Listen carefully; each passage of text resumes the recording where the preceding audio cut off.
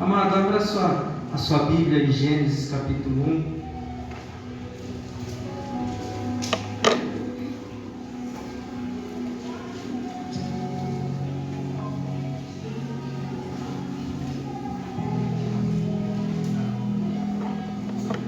Amém? Acharam? Glória a Deus. Viu? Seja bem-vindo neste lugar, amado. Irmãos, confesso que o Senhor tem falado de uma forma tão especial, de uma forma tão profunda neste lugar. Nos turnos de oração que a Fernanda citou, quarta-feira, pudemos cantar sobre a misericórdia do Senhor, pudemos chorar pela misericórdia do Senhor, pudemos meditar na misericórdia do Senhor, e não nos faltava palavra de adoração ao Senhor por causa da sua misericórdia. E pela misericórdia do Senhor, hoje eu trago a palavra e que o Senhor possa falar, não de mim, mas dele mesmo. Eu fiquei impactado no estudo de sexta-feira retrasada. Falei com o Isaú, comentei com a Júlia também. A gente saiu daqui e fomos conversando. E o Senhor trouxe algo tão especial nesse primeiro dia do estudo, a qual o Isaú está à frente, de uma forma que eu ainda não tinha parado para imaginar sobre o tabernáculo de Davi, da maneira que o Senhor falou. E no decorrer da semana ele continuou falando no meu coração, e eu meditando em cima desse estudo. Até cansei no grupo, falei, não vejo a hora de chegar ao próximo estudo, ver o que Deus tem para falar. E realmente cansado, acordado de manhã, mas as palavras foram entrando, e eu saí daqui meditando. E profundidades do Senhor tem feito nós conhecermos quando nós nos voltamos a olhar para Ele. E eu encorajo vocês a estarem no turno, encorajo vocês a estarem no estudo, porque dessa forma Ele tem revelado quem Ele é. E eu saí daqui maravilhado através dos pensamentos que já vinha vindo, e Deus me levou a Gênesis 1. Aqui esse texto, no decorrer dele, vai falar sobre a terra era sem forma, a terra era vazia, o Espírito de Deus parava sobre a face das águas. E o Senhor começa a criar algo que estava no seu coração, algo que Ele planejou de uma forma muito desejosa. E Ele começa com todos os detalhes a passar para nós através da palavra.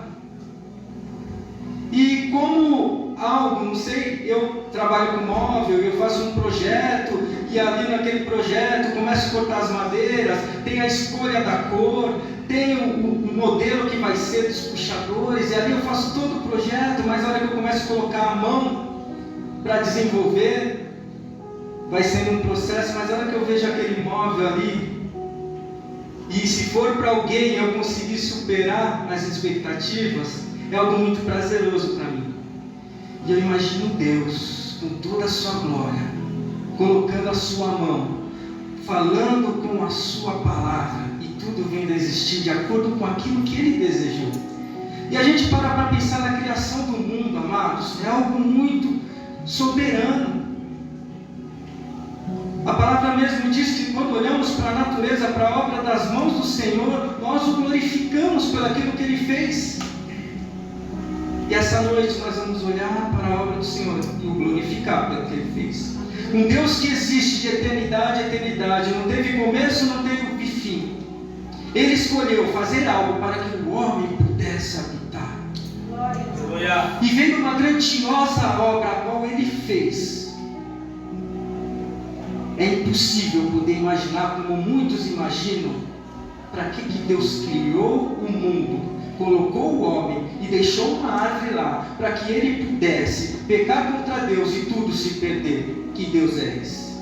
Mas Deus, na sua infinita sabedoria, Ele planejou algo muito especial, muito maior do que a criação do mundo, muito maior do que colocar o sol no seu devido lugar, muito maior do que fazer a separação das águas e a terra seca. Muito maior, Ele planejou algo. Ele já sabia que o homem iria pecar contra Ele. E no decorrer dessa história, a qual todos creio que já parou para ouvir um dia, o homem pecou. Deus fez algo, Esaú, para que o homem habitasse junto com a presença gloriosa dele. O jardim não era apenas um jardim como podemos imaginar, mas o jardim era um lugar santíssimo de Deus, a qual Deus colocou um homem, no lugar onde o homem pudesse ter uma incrível, uma tremenda intimidade com ele. E ele fazia visitação na virada do dia, que a palavra nos afirma. E ele vinha nessas visitações, imagino, para falar a respeito e se apresentar quem ele era. E assim o homem começava a ter comunhão com Deus e conhecer aquele que o criou. Com o próprio fôlego de vida de Deus, ele soprou no homem para que o homem pudesse entender e absorver coisas grandiosas da parte daquele que é soberano sobre todas as coisas. Amados, essa palavra ela queima no meu coração.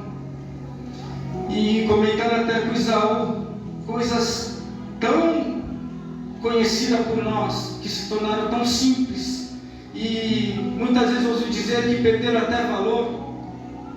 Deus tem feito algo especial. Eu falo por mim e creio, conversando com os irmãos, temos em palavras simples conhecido grandezas do Senhor, e algo começa a mexer no nosso coração. Eu creio que temos voltado neste lugar os nossos olhos para o trono da graça do Senhor. Nós temos buscado a presença do Espírito. A palavra de Deus nos afirma em Coríntios que olhos não viram, ouvidos não ouviram, não desceu o coração do homem, mas Deus a tenha revelado através do seu poderoso Espírito nesta terra. E eu creio que essas revelações têm vindo em fagulhas, para que os nossos olhos comecem a voltar, os nossos olhos vejam quem Ele é, o nosso coração sinta queimar, e um desejo de conhecê-lo mais começa a brotar dentro de nós. E Deus criou o homem pecou, o homem criou inimizade com aquele que falou com ele, para que assim não fizesse. O homem pecou, saiu do lugar santíssimo de Deus, saiu da presença daquele que é eterno, não por ser enganado, eu creio, mas algo tinha que acontecer. O plano de Deus tinha que acontecer. É muito maior do que o que a gente pensa a respeito disso.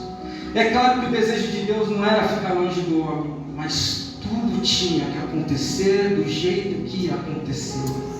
O homem teve uma palavra que da sua descendência, por causa do engano, ele teria uma descendência que voltaria um dia a ter uma plena comunhão com Deus. Expectativas foram geradas, e veio Adão.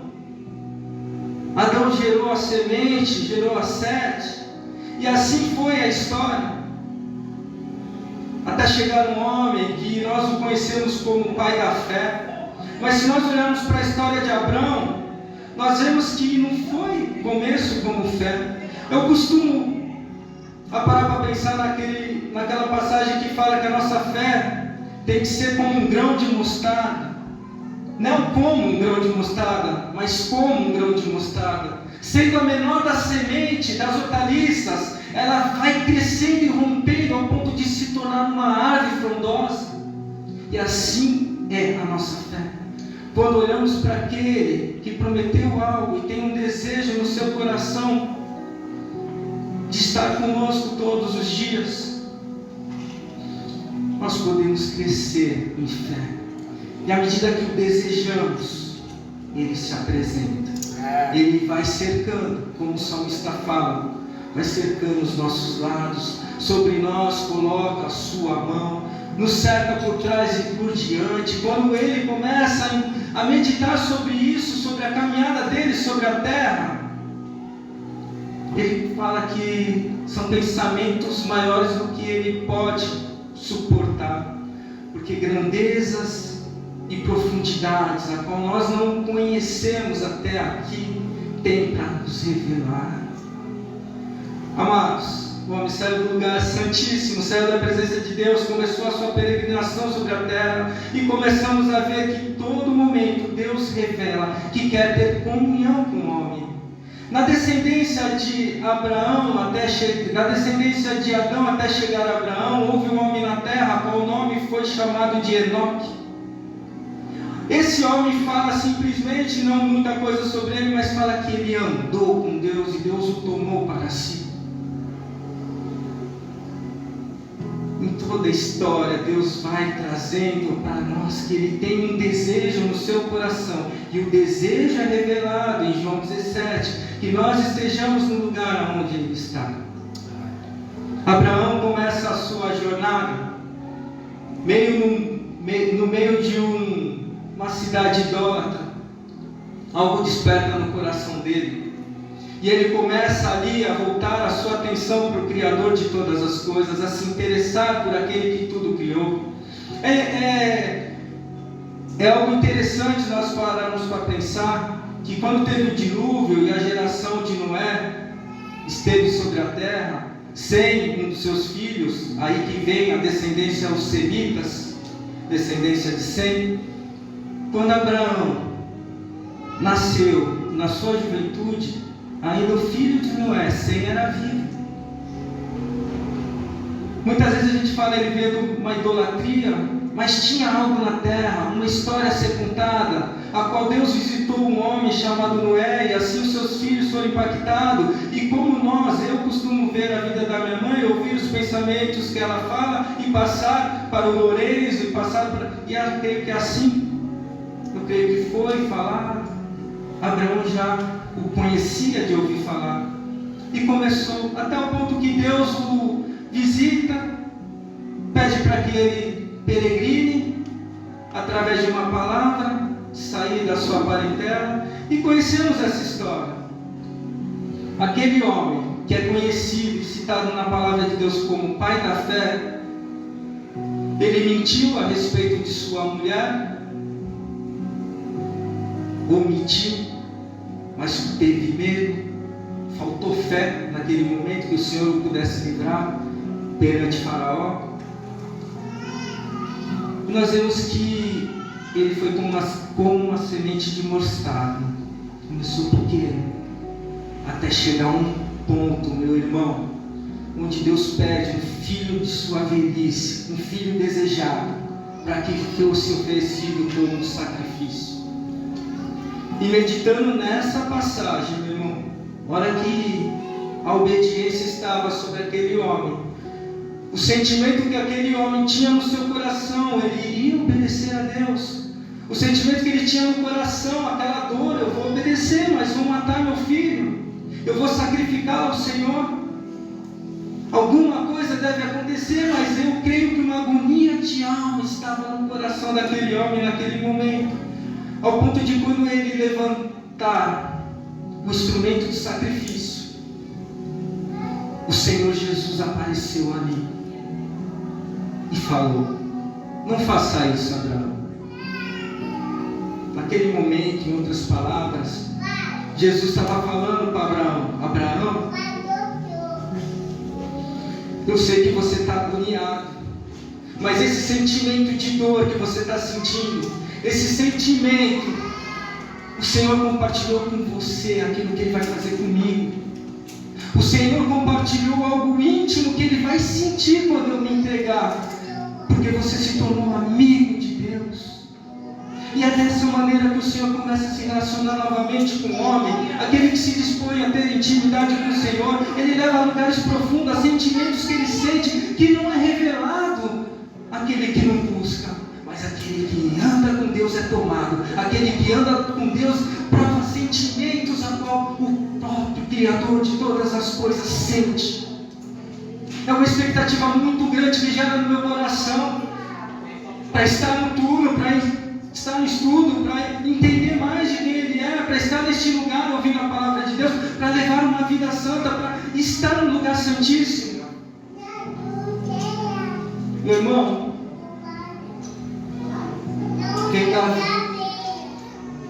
isso impactou a minha vida, como Isaú falou, e Deus revelou algo mais profundo.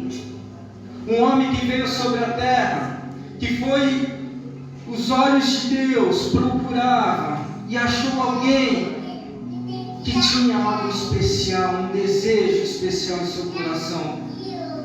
E esse homem é conhecido por crentes e não crentes. Uma das histórias mais contadas sobre o mundo em Lida é a história de Davi e Golias. Sendo cristão ou não cristão, o povo conhece sobre este homem. Algo especial aconteceu com Davi, a qual o nome dele ficou perpetuado sobre a terra até os nossos dias.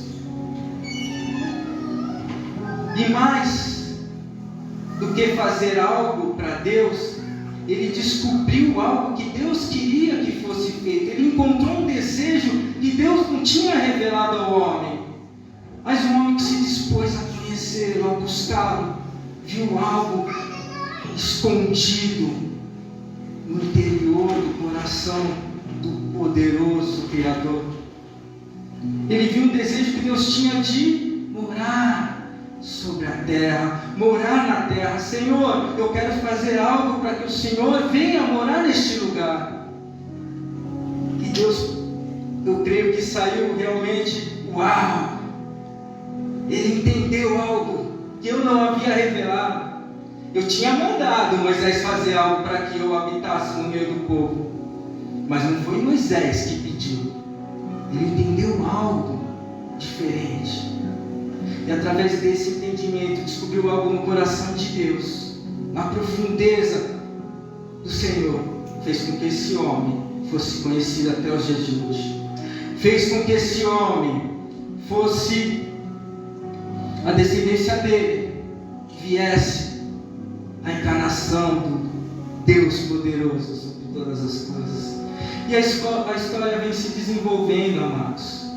E a gente vai lendo na palavra que o desejo de Deus sempre foi habitar no coração do homem. O desejo de Deus sempre foi envolver o homem no plano a qual Ele fez quando preparou todas as coisas. E esse desejo, amados, Ele quer que você o conheça. Ele quer que eu conheça. Ele quer que nós nos atentemos a isso. Jesus é o caminho, a verdade e a vida. Nós podemos acessar a presença de Deus através do novo e vivo caminho. Irmãos, é muito poderoso quando os nossos pensamentos começam a meditar e se perder nessa grandiosa vontade de Deus. Como pode aquele que sempre existiu, aquele que o céu o adora, milhares e milhares de anjos estão agora mesmo glorificando o nome dele e rendendo louvor.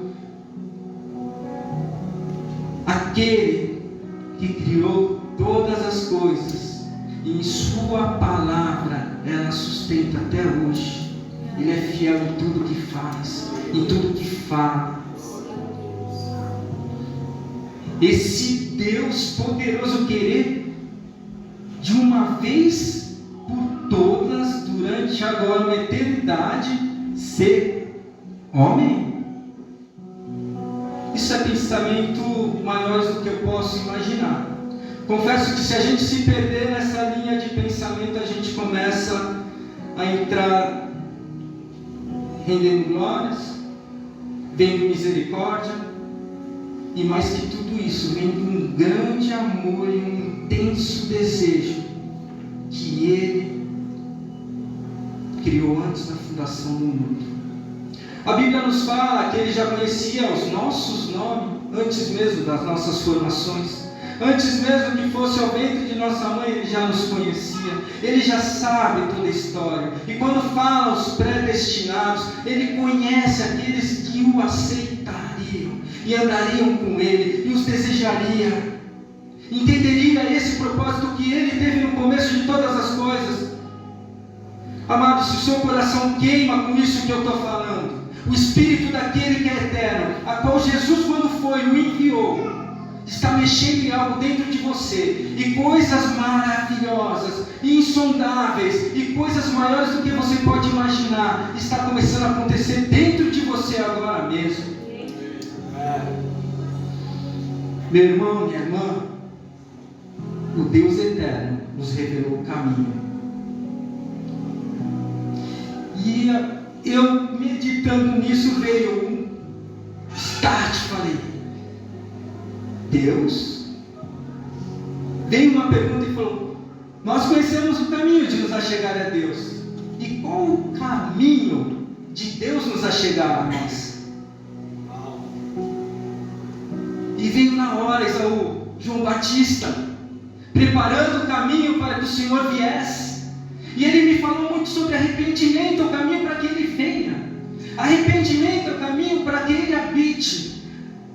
No estudo, Helder lançou uma palavra que ficou impactada. O lugar santo continua sendo santo. Não é porque o véu foi rasgado que deixou de ser santo.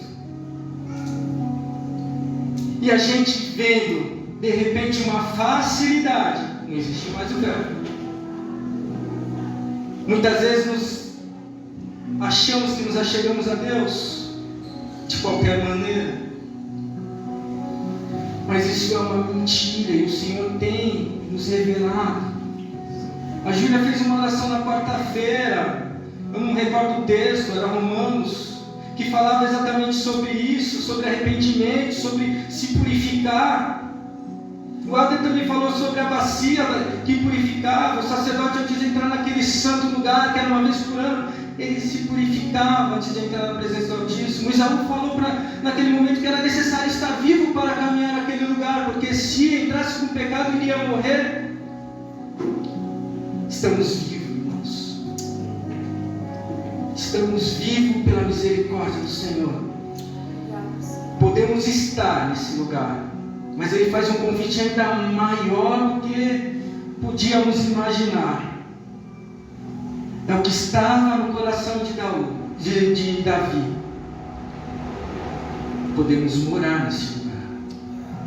E se nós morarmos neste lugar, o lugar santo do santo, onde a presença dEle está, se nós voltarmos às nossas vidas em arrependimento, nos atentarmos naquilo que desagrada ao Senhor, Ele é fiel e justo para nos perdoar e nos fazer entrar neste santo lugar, onde o Senhor deseja antes da fundação do mundo, onde o Senhor espera antes da fundação do mundo.